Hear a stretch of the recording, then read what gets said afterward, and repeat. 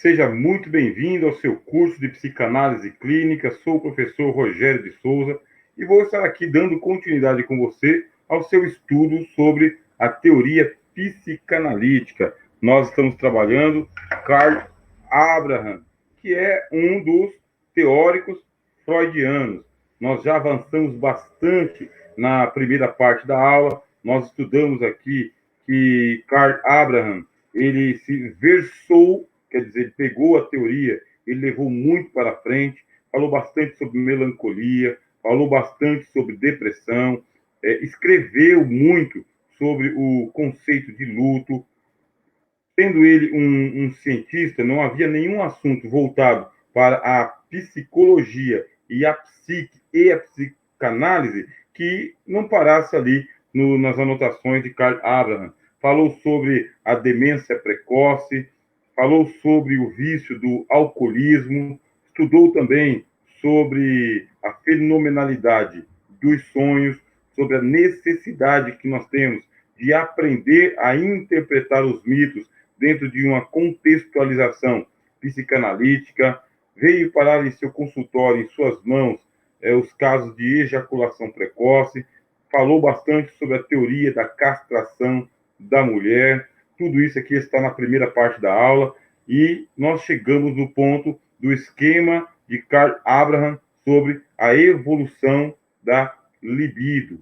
Lembrando que nós estamos utilizando aqui esta imagem, que é uma imagem, inclusive, muito hipnótica. Se você conseguir focar somente nesta imagem aqui, você tem que isolar todo o cenário em volta. Por isso, na projeção de um telão, ou então num óculos específico, para que essa imagem aqui seja projetada diante dos seus olhos, com ela é possível se fazer a alteração do estado mental.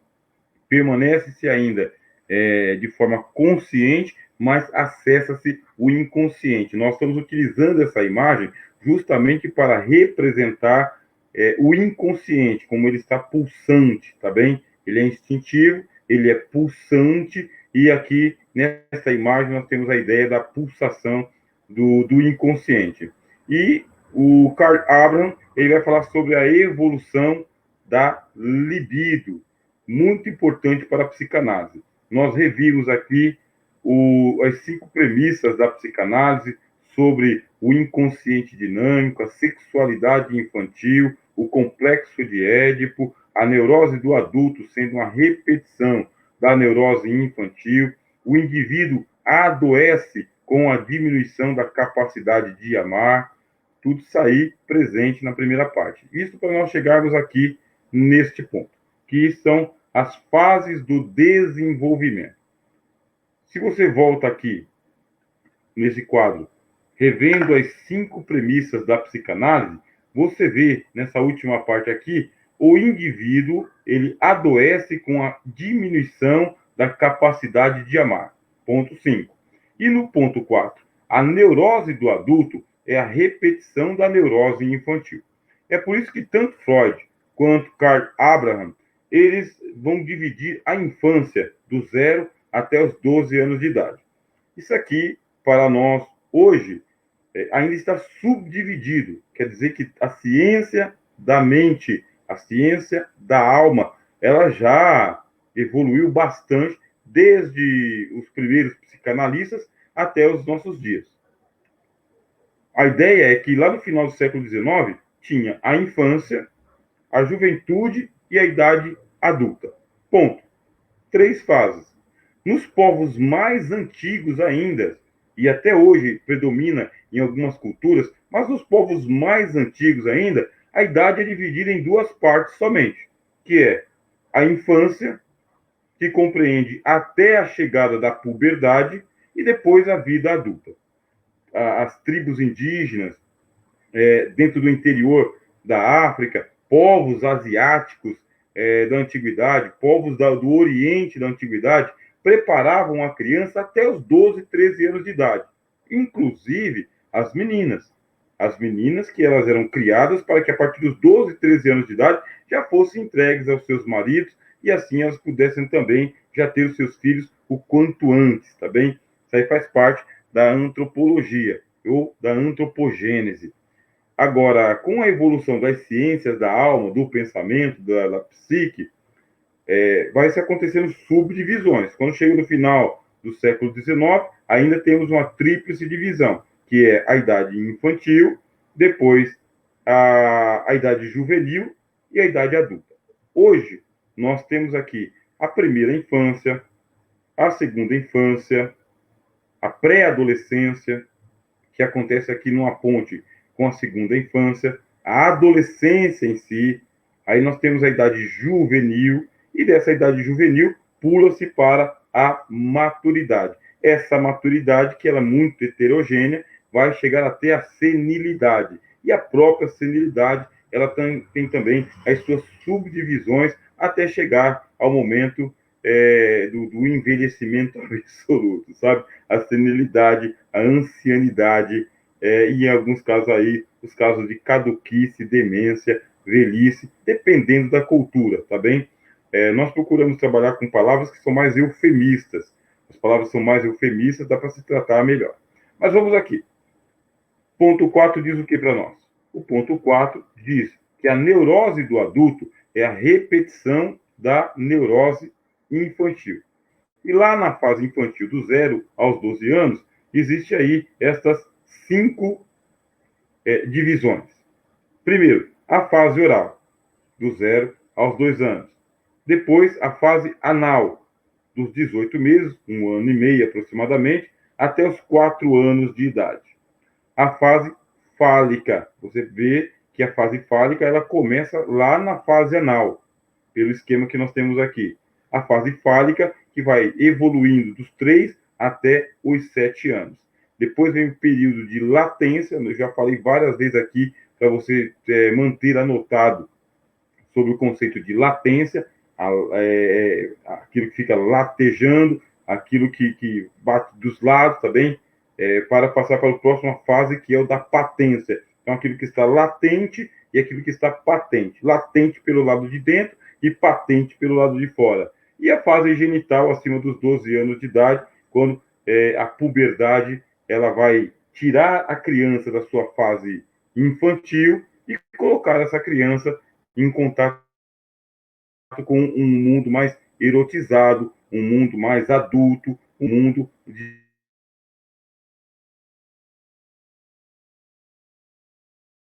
um pouco aqui no passo a passo, tá bom? Está de volta. Aqui consciente. E lá no inconsciente nós temos a libido. A libido, a vida. O amor, Abraham, vai haver uma evolução. A evolução da libido. Por quê? Porque ele interessou-se pela sexualidade infantil. A partir do momento que Sigmund Freud ele vai dizer existe uma sexualidade na pessoa humana desde a sua concepção, e essa sexualidade ela vai passar por uma evolução, tomando-se o mito de Édipo como sendo a base para todos os outros mitos, para todas as outras interpretações. As crianças têm a sua sexualidade. Aí o Abraham falou, tá bom, deixa eu estudar a sexualidade infantil. Aí ele vai falar sobre a fase oral primitiva, caracterizada pela sucção autoerótica, sem objeto externo e pré-ambivalente. Pronto. É nessa parte que a gente, quando está começando a estudar psicanálise, a gente começa a se confundir. Por quê? Porque é um vocabulário próprio da área da psicanálise, das ciências que estudam a mente e o comportamentalismo também. Então, vamos aqui no passo a passo. Nós temos a criança. Temos a criança ali entre os seus 0 e 2 anos de idade, está na fase oral primitiva. Na primeira fase, por isso que é primitiva. É caracterizada pela sucção autoerótica, quer dizer, ela mesma, ela experiencia, isso aí é a teoria psicanalítica, ela experiencia o ato erótico, que o adulto também experiencia, só que ela experiencia no nível da criança que não sabe que aquilo é erótico, só sabe que dá prazer. Prazer por onde? Prazer pela boca, pela sucção. Seja por causa do aleitamento materno, a sucção do seio da mãe, Sugou o seio da mãe, o que vem? Vem o colostro. Sugou o seio da mãe, vem o quê? Vem o leite. E o leite sempre morninho, sempre temperado, sempre adocicado, sempre prazeroso. Sensação maravilhosa para a criança. E ela quer uma repetição dessa sensação de prazer. E com o passar do tempo, o que a libido vai dizer? Que a gente vai ter que aumentar a quantidade de prazer, porque em determinado momento a própria criança ela vai querer outras experiências na sua fase oral. E é por isso que, além do seio da mãe, vem a mão, a boca, o pezinho, a boca e todos os objetos. Será que tudo tem o gosto do leite? Será que tudo é saboroso? Será que tudo causa prazer? E é justamente nessa fase que daqui a pouco vai começar a surgir os dentinhos da criança. O que é interessante aqui em Karl Abraham é que ele vai dizer o seguinte: a toda predisposição que existe para que a gente venha desenvolver um quadro de esquizofrenia está ligado com a fase oral primitiva. É lá na fase oral primitiva que começa a libido a desenvolver os primeiros quadros esquizofrênicos. Isso não é demais? Bom, pode parecer demais, mas quando chega na fase adulta, nós vamos encontrar as pessoas esquizofrênicas, pessoas que têm uma confusão quanto à realidade do tempo, do espaço, das pessoas, a distinguir o que de fato está acontecendo ou o que é imaginário. E o Karl Abraham tem uma teoria de que a esquizofrenia que se manifesta na vida adulta, ela precocemente, ela já foi expressa, tá bem? Na fase oral primitiva. Quando você volta aqui para o que ele chama de fase oral primitiva, ele fala que é sem um objeto externo e é pré-ambivalente. O que é ambivalência? Nós vimos aqui na aula anterior que a ambivalência é aquele conflito de bem e mal, de certo e errado, de amor e ódio. Nesta primeira fase não tem isso aqui, certo ou errado. É certo eu sugar o seio da minha mãe? Ou é errado? Colocar a mão na boca? Ou é errado? Comer pedra ou é errado? Não tem isso. É pré-ambivalente. Isso ainda vai começar a se desenvolver. Quando? Quando chegar na fase oral posterior. Você tem a primitiva e você tem a posterior. Aí ele vai falar, é canibalesca, porque os dentes já nasceram. A necessidade agora não é só de sugar. A necessidade agora é de morder, deglutir. Quer dizer, degustar. O estômago está reclamando. E o estômago quer introjetar. O estômago quer devorar. Por isso que é canibalesca. E narcisística, porque é uma espécie de autocontemplativa. Isto é, a criança, nessa fase oral, ela realmente faz uma autocontemplação inconsciente dela. Ela gosta de si demais. Você pode pegar a palavra narcisística aqui e colocar ao lado de egoística, tá bem? Você pode colocar egoística. É porque é melhor trabalhar com o mito de Narciso. Vocês conhecem um pouco do mito de Narciso? Acredito que sim. E Narciso, ele é aquele que ele era tão belo, que ele gostava tanto de si, que ele, ao contemplar a sua imagem refletida nas águas, ele fez como a lenda de Yara, tá bem? Que contemplou a lua. A diferença entre a lenda que nós temos aqui no Brasil, da Yara para o Narciso, é por causa do objeto de desejo. O Narciso, ele viu a própria imagem projetada na água e se apaixonou pela própria imagem. Sim, alucinou pela própria imagem. Lembra quando nós estávamos lá na primeira parte dos nossos estudos, que a gente falou sobre o mito de Ícaro, que ele ficou fascinado pelo objeto do desejo, que seria o Sol? E essa fascinação é porque ele queria ser o Sol. E por que ele queria ser o Sol? Porque o Sol ele projetaria os seus raios eternamente. O que seria mais próximo de me tornar Sol? Me transformar em Fênix. Quer dizer, o Ícaro poderia se transformar em Fênix. E assim ele seria tal qual o Sol. Fenômeno da fascinação. Isso aí nós trabalhamos nas primeiras partes da nossa aula. Agora aqui, Nós estamos falando sobre a mesma fascinação que acontece com o Narciso. Fica fascinado por si mesmo. O Ícaro ficou fascinado pelo Sol. O Narciso fica fascinado por si mesmo. E agora ele quer se apropriar da própria imagem. Por quê? Porque não é justo que as águas do rio tenham aquilo que ele não tem, que é a imagem dele. A imagem de Narciso pertence a Narciso, não pertence às águas do rio, não pertence. A fascinação dele, quer dizer, esse narcisismo é um egoísmo. É meu. O seio dessa mulher é meu. O calor do colo dessa mulher é meu. O timbre da voz dessa mulher é meu. É narcisístico, sim, mas também é egoístico. Aí entra o mito de Édipo, tá bem? O mito de Édipo, que é aquela inveja que vai se desenvolver, aqueles ciúmes que vai se desenvolver da criança para com a segunda pessoa, o pai ou a mãe, que vai fazer o afastamento e a separação. Aqui nessa fase posterior, que é a fase oral, canibalesca, a gente já explicou, sabe? Da mordedura, narcisística, quer dizer, autocontemplativa e até egoística, com incorporação total do objeto e ambivalente, que significa amor e ódio. Agora a criança se revolta. Nessa segunda fase aqui, o professor, eu não lembro bem qual que é a idade dessa segunda fase. Só você pegar aqui os nossos slides, nós estamos disponibilizando os slides, tá bem? E, aliás, a literatura, ela vai deixar isso aí bastante facilitado para você. Mas a gente tem um quadro aqui, vou facilitar para você. Fase oral, ela vai do 0 aos 2 anos, e aí você tem a primeira parte, que é a primitiva, e você tem a segunda parte, que é posterior. Isso por quê? Porque já há uma preparação para o aumento, estamos falando sobre a evolução da libido, o aumento da busca do prazer.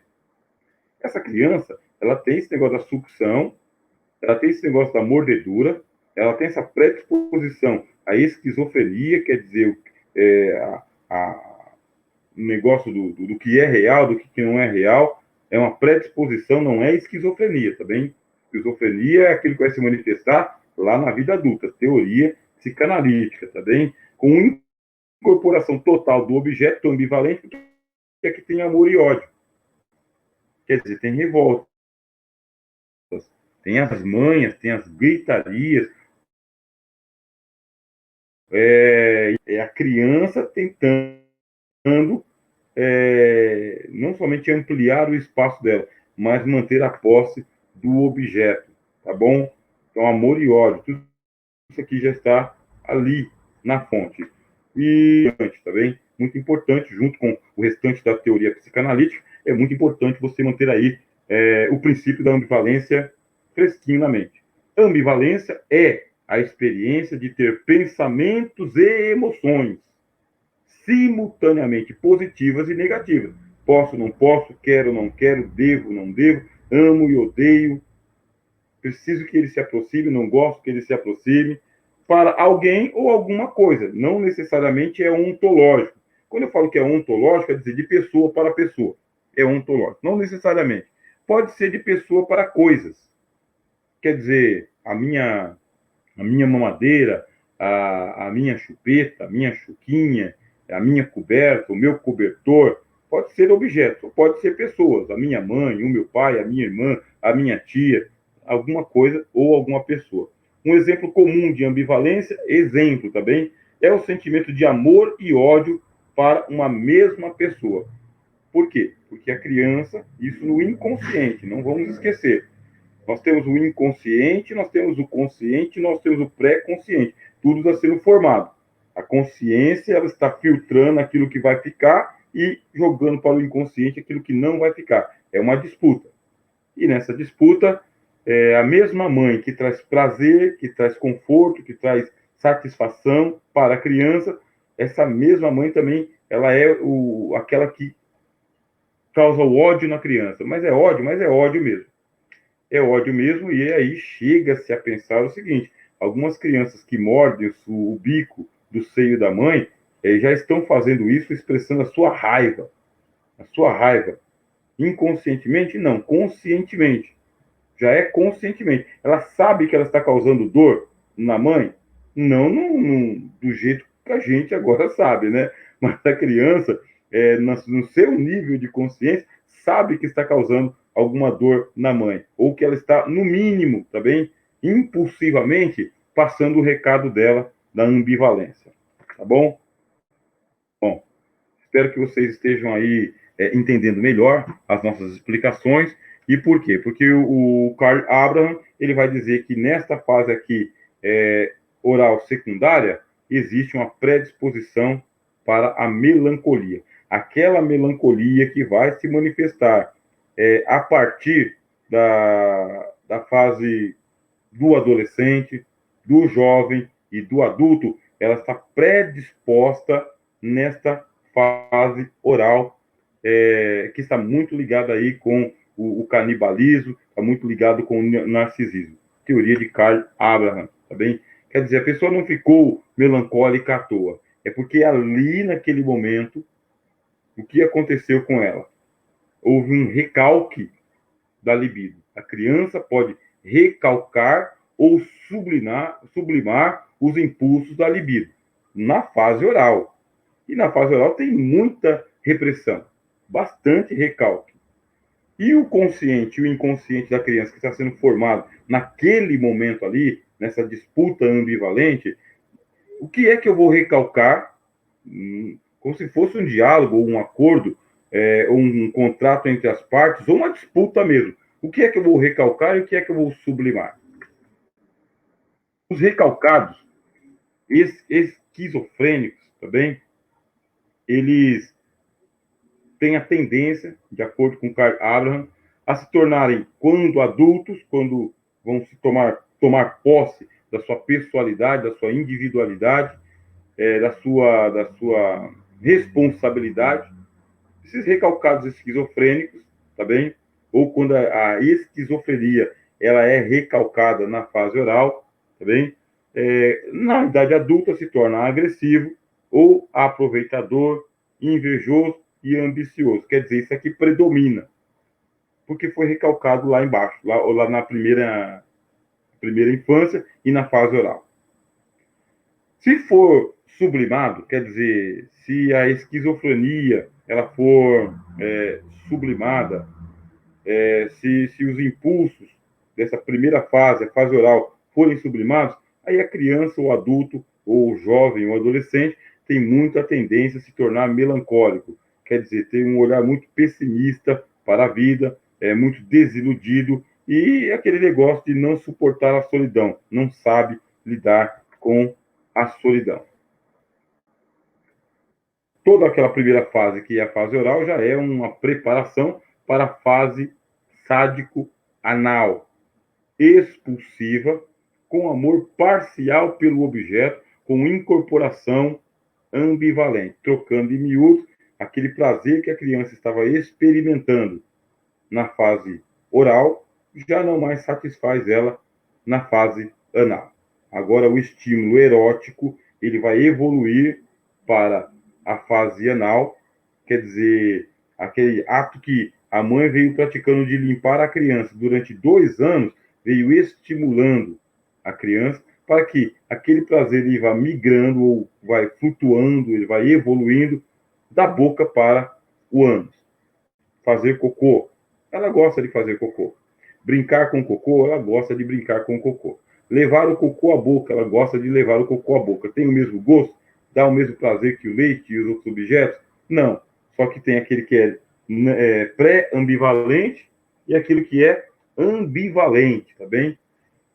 Aquilo que está sendo experimentado conscientemente e aquilo que está sendo experimentado inconscientemente, tá bem? O Carl Abraham ele diz que nesta fase do anal se desenvolve as predisposições para a paranoia, que é a chamada fase maníaco-depressiva. Quando? Daqui a pouco essa criança vai ficar com as repressões, por causa do estímulo do ânus, isso aí vai ser reprimido, tanto pela cultura quanto pela própria natureza, quer dizer, e isso vai predispor a criança a desenvolver as paranoias. Quando? Na sua fase adulta. Tá bem? E ele vai falar sobre a fase sádico-anal retentiva, com amor parcial pelo objeto, sem incorporação ambivalente. E nessa fase aqui existe a predisposição para as neuroses obsessivas. O Carl Abraham ele se preocupa em estudar as crianças não pela própria criança, não é um pediatra, mas é pela tese, pela teoria de que tudo aquilo que vai se manifestar depois é justamente porque foi reprimido, foi recalcado, foi bloqueado na infância. Qual a contribuição de tudo isso aí?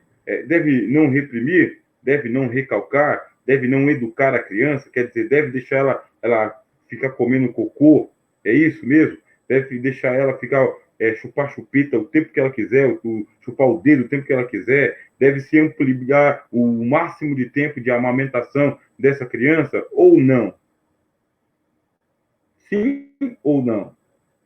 Bom, aqueles que são recalcados, reprimidos, reeducados e conseguem sublimar essa primeira parte, eles vão para a fase chamada normal, que nós vamos falar daqui a pouco. Mas os que não conseguem sublimar, quer dizer, ficou recalcado, o inconsciente fica revoltado.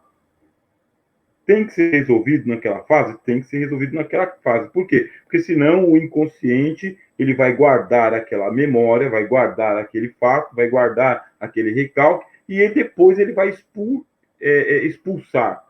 Quer dizer, ele vai pulsar, ele vai latejar, ele vai chamar a atenção, como nós vimos aqui nas aulas anteriores. A neurose obsessiva que pode se manifestar por mania de ordem.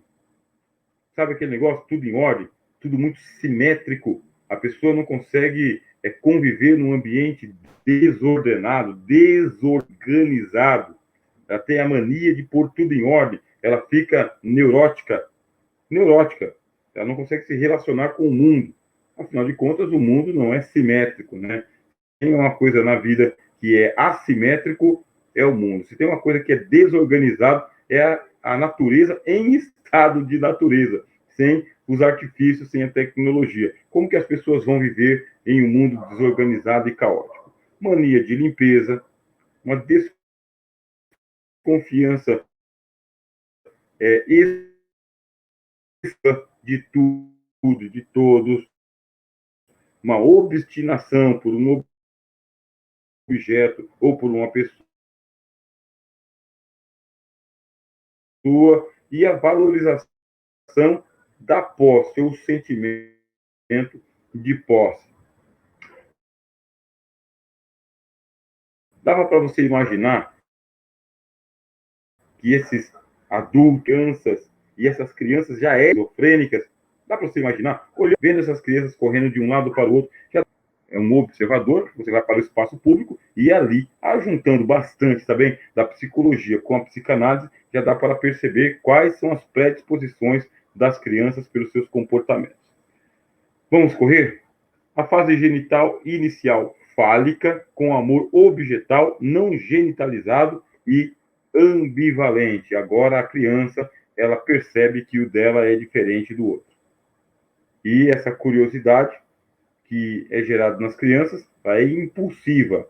Ela é impulsiva. E o prazer, ele vai novamente evoluindo do oral para o anal e do anal para o genital. Ou seja, é mais prazeroso o estímulo genital do que o anal. É mais prazeroso o estímulo anal do que o oral. É uma evolução da própria libido.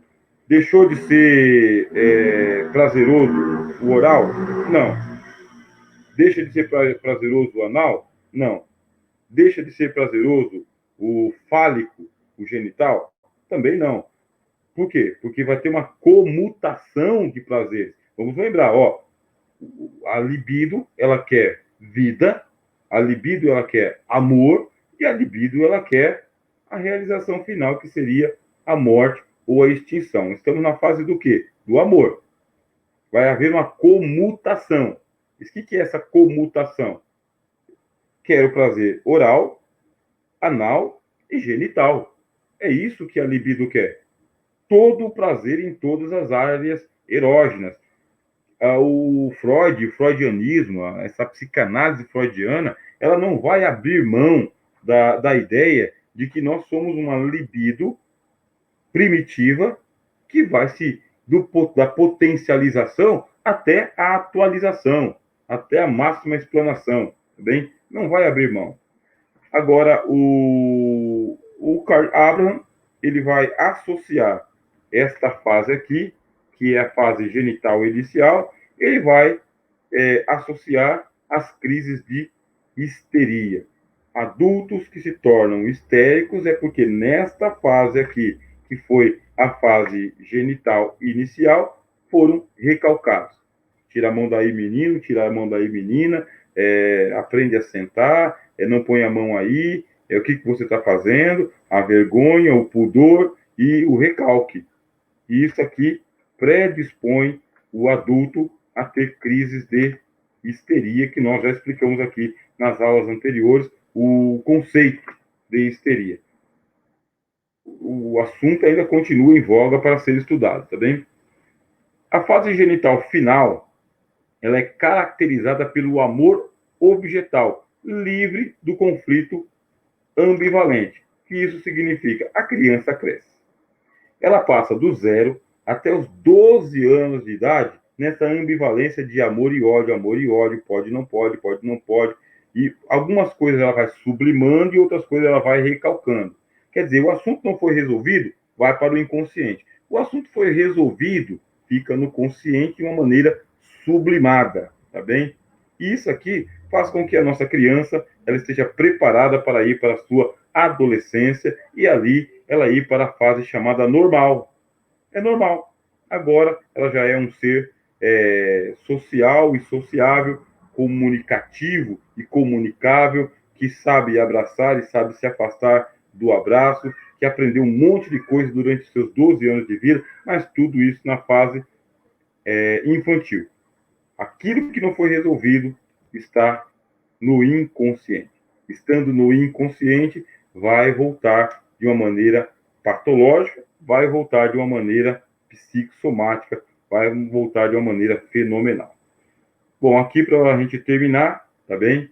Nós temos o quadro construído por Rosolato e Vidrocker, 1958, que condensa várias versões do esquema dispersas em diferentes artigos e textos de Karl Abraham.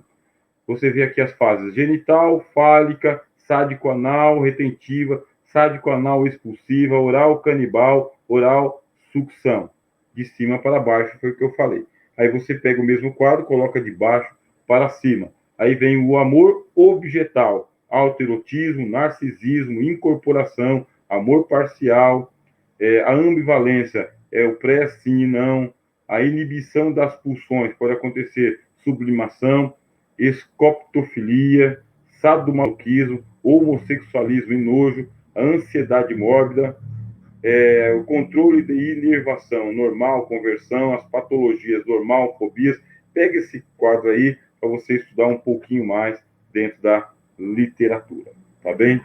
Uma satisfação ter estado com você aqui durante este momento, esta aula, já apresentando para você aqui o primeiro dos teóricos freudianos, tá bem? De uma maneira bem sumariada, é bem verdade, mas que dá para você ampliar bastante aí. Vamos depois nos preparar para o próximo teórico, tá bem? Sou o professor Rogério de Souza e, precisando, entre em contato.